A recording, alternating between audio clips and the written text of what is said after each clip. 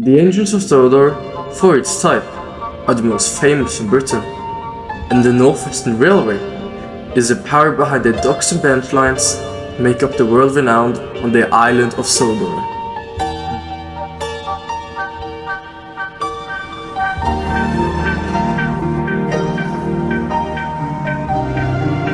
These are the Sudrian Engines.